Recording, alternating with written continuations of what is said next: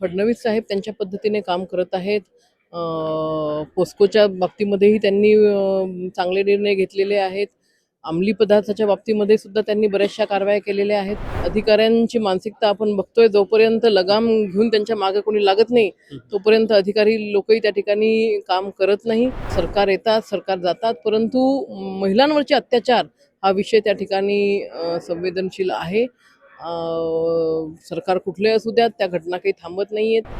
हिवाळी अधिवेशनाचा शेवटचा दिवस आज आहे. आपल्यासोबत बोलण्यासाठी श्वेता महाले आहेत.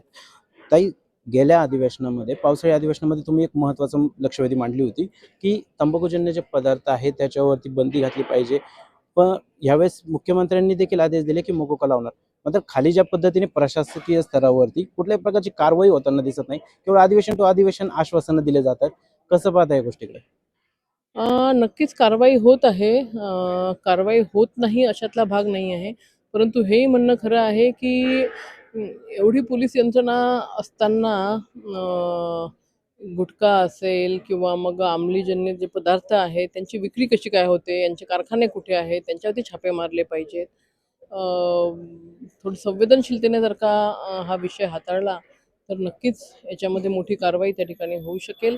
आणि शेवटी जी पिढी व्यसनाधीन होत आहे, ही तरुण पिढी आहे, उद्याचं भारताचं भविष्य आहे. त्याच्यामुळे ही पिढी व्यसनाधीन झाली नाही पाहिजेत. त्यांच्या भवितव्यासाठी हा विषय अतिशय महत्त्वाचा आहे. पुढच्या अधिवेशनामध्ये आम्ही पुन्हा हा विषय त्या ठिकाणी घेऊ आणि कठोर कारवाई शासन काय करत आहे किंवा गेल्या अधिवेशनापासून तर आजच्या अधिवेशनापर्यंत किंवा पुढच्या अधिवेशनापर्यंत नेमक्या महाराष्ट्रामध्ये कुठे कुठे कारवाया झालेल्या आहेत, किती कारवाया झालेल्या आहेत, ज्यांच्यावरती कारवाई झालेली आहे त्यांना म्हणजे त्यांच्यावरती फौजदारी गुन्हे दाखल झालेले आहेत का, त्यांच्याकडनं कुठली वसुली त्या ठिकाणी केलेली आहे का, ही सगळ्या संदर्भातली पुन्हा एखादी लक्षवेधी किंवा त्या संदर्भातले प्रश्न आम्ही येणाऱ्या अधिवेशनामध्ये विचारू. आपण बघितलं, गृहमंत्री फडणवीसच आहे, तर खाली त्यांच्या पोलीस खातं त्यांच्या अखत्यारीत येतं. मात्र पोलीस प्रशासनाकडून त्या पद्धतीने कारवाई केली जात नाहीये. तर मग फडणवीसांचं दुर्लक्ष होतंय किंवा गृह खात्यांचं अपयश आहे की ह्या ज्या गोष्टी आहेत त्याला आळा घालण्यामध्ये अपयशी ठरतात? नाही, हे बघा, फडणवीस साहेब त्यांच्या पद्धतीने काम करत आहेत. पोस्कोच्या बाबतीमध्येही त्यांनी चांगले निर्णय घेतलेले आहेत. अंमली पदार्थाच्या बाबतीमध्ये सुद्धा त्यांनी बऱ्याचशा कारवाया केलेल्या आहेत. परंतु म्हणजे मंत्र्यांनी कुठलाही आदेश दिल्यानंतर किंवा निर्णय घेतल्यानंतर त्याचं इम्प्लिमेंटेशन करणं योग्य पद्धतीने हे प्रशासकीय अधिकाऱ्यांचं काम असतं.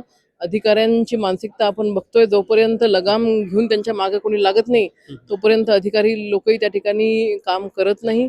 नक्कीच तुम्ही या ठिकाणी ज्या सूचना केलेल्या आहेत त्या सूचना आम्ही पुन्हा फडणवीस साहेबांच्या कानावरती टाकू आणि महाराष्ट्रामध्ये अंमली पदार्थांचं विक्री त्या ठिकाणी कशी 100% थांबवता येईल यासाठी प्रयत्न करू. आता एक दुसरा प्रश्न असा होता की लाडक्या बहीण योजनेबाबत ज्या पद्धतीने सरकारकडून मोठ्या प्रकारे एक जाहिरात केली गेली, त्यानंतर आजही अधिवेशनामध्ये सातत्याने लाडकी बहीण हा योजना सातत्याने सांगितलं जातं. मात्र त्याच राज्यामध्ये कुठेतरी महिला सुरक्षित नाही, तर त्याकडे कुठेतरी सरकारचं दुर्लक्ष होतं वाटतंय का? हे बघा, महिलांवरचे जे अत्याचार आहेत याच्यामध्ये सरकार कुठलंही असू द्यात, महिलांवरचे अत्याचार हे होताना त्या ठिकाणी दिसत आहेत, वर्षानुवर्ष दिसत आहेत.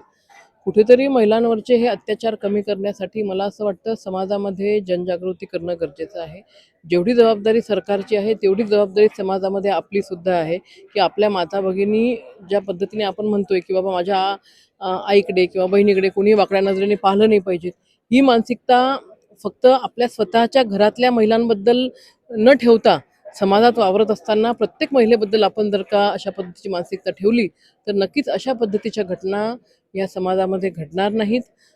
सरकार येतात, सरकार जातात, परंतु महिलांवरचे अत्याचार हा विषय त्या ठिकाणी संवेदनशील आहे. सरकार कुठले असू द्यात, त्या घटना काही थांबत नाहीयेत. हे प्रकार महिलांसोबत होतात. काल परवाला आपण पाहिलंय की पालघरला अतिशय म्हणजे लहान लहान मुलींची विक्री त्या ठिकाणी झाली, परंतु फडणवीस साहेबांनी तत्काळ त्या ठिकाणी आदेश दिलेत आणि कुठलीही जी टोळी होती त्या टोळीवरती सुद्धा कारवाई झालेली आहे. परंतु ही जी मानसिकता आहे, मुळात ही मानसिकताच कुठेतरी बदलली पाहिजे आणि त्या संबंधातून जनजागृती त्या ठिकाणी झाली पाहिजे. वाढती गुन्हेगारी रोखण्यामध्ये कुठेतरी गृहमंत्र्यांनाच अपयश वाटतंय का, फडणवीसांचं अपयश आहे का? गुन्हेगारीचा रेट आता मी म्हणजे या 4 महिन्यातला किंवा 6 महिन्यातला मी चेक नाही केलेला, परंतु पोस्कोच्या बाबतीमधला निर्णय असेल किंवा मग मागे आपलं याला प्रकरण झालं मुंडेंच्या संदर्भामध्ये ते प्रकरण असेल. जेव्हा जेव्हा अशी प्रकरणं झालेत अतिशय संवेदनशीलतेने फडणवीस साहेबांनी त्या प्रकरणाला न्याय देण्याचं काम केलेलं आहे. तर मी तेच सांगते तुम्हाला, समाजामधली जी मानसिकता आहे महिलांच्या संदर्भातली किंवा जो दृष्टिकोन आहे महिलांकडे पाहण्याचा, तो बदलण्याची आवश्यकता त्या ठिकाणी. जसं एक शेवटचा प्रश्न घेतो. अधिवेशनाचा शेवटचा दिवस आहे आज, मात्र शेतकऱ्याविषयी कुठलेही कृषीविषयक कुठलीही मोठी घोषणा झाली नाही. विरोधक म्हणतायत की हे हिवाळी अधिवेशन केवळ फक्त मंत्र्यांसाठी आमदारांसाठी फिरण्याचा स्पॉट होता, कुठलाही महत्वाचे डिसिजन झाले नाही.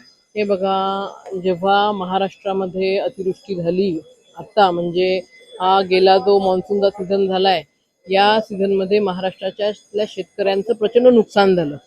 अतिशय संवेदनशीलतेने फडणवीस साहेबांनी कुठल्याही अधिवेशनाची वाट न बघता, पंचनाम्याची वाट न बघता 32,000 कोटी रुपयाचं शेतकऱ्यांसाठीचं पॅकेज जाहीर केलं.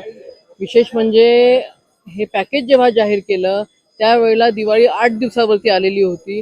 पॅकेज जाहीर केलेलं असतानाच फडणवीस साहेब म्हटले होते की जोपर्यंत शेतकऱ्यांच्या खात्यामध्ये या पॅकेजची रक्कम पडत नाही किंवा मदत शेतकऱ्यांच्या खात्यामध्ये जात नाही, तोपर्यंत सरकार सुद्धा दिवाळी त्या ठिकाणी साजरं करणार नाही.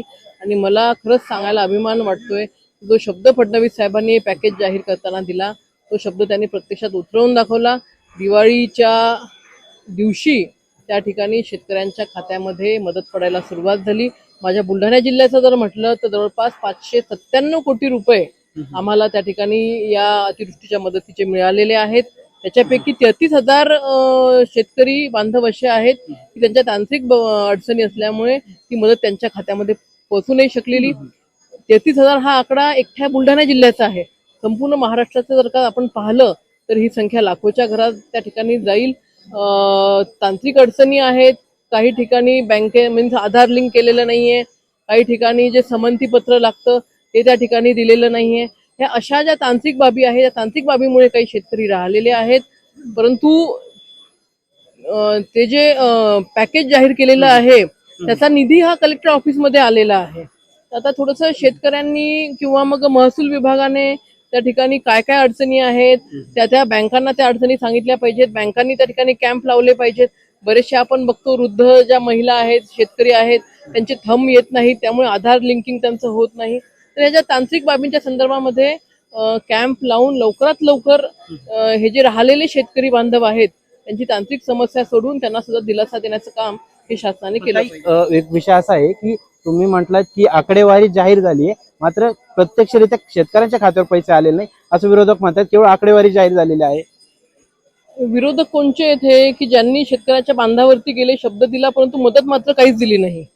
जेव्हा उद्धव साहेब मुख्यमंत्री होते त्यावेळेला सुद्धा अशीच अतिवृष्टी आली होती. स्वतः उद्धव साहेब मुख्यमंत्री असताना सोलापूर, सांगली या भागामध्ये गेले होते. आम्ही शेतकऱ्यांना मदत देऊ, पॅकेज जाहीर त्यांनी केलं होतं, परंतु 5 पैसेही त्यांनी दिलेले नाही आहेत. 2013 मध्ये अशाच पद्धतीची अतिवृष्टी झाली होती. त्या अतिवृष्टीमध्ये तेव्हाच्या काँग्रेसच्या सरकारने 13,000 कोटी रुपयाचं विशेष पॅकेज शेतकऱ्यांना जाहीर केलं होतं. तुम्ही आजही माहिती घ्या, त्या 13,000 कोटीपैकी फक्त 3,000 कोटी शेतकऱ्यांच्या खात्यामध्ये त्यावेळेला गेले होते. आजचं जर का तुम्ही पाहिलं हे जे 32,000 कोटीचं पॅकेज आहे, या 32,000 कोटीपैकी जवळपास 19,000 कोटी रुपये हे शेतकऱ्यांच्या खात्यामध्ये गेलेले आहेत. ही प्रोसेस चालू आहे. तांत्रिक बाबी ज्या आहेत त्या तांत्रिक बाबीमुळे काही शेतकरी वंचित राहिलेले आहेत. जसं जसं समंती पत्र मिळेल, जसे जसे शेतकरी बांधव आधारला लिंक करतील, तसे तसे त्यांच्या खात्यामध्ये ती मदत यायला सुरुवात होणार आहे. धन्यवाद ताई. तर हे होता आमदार श्वेता महाले, प्रवीण सरवसे, लेट्स अप मराठी, नागपूर.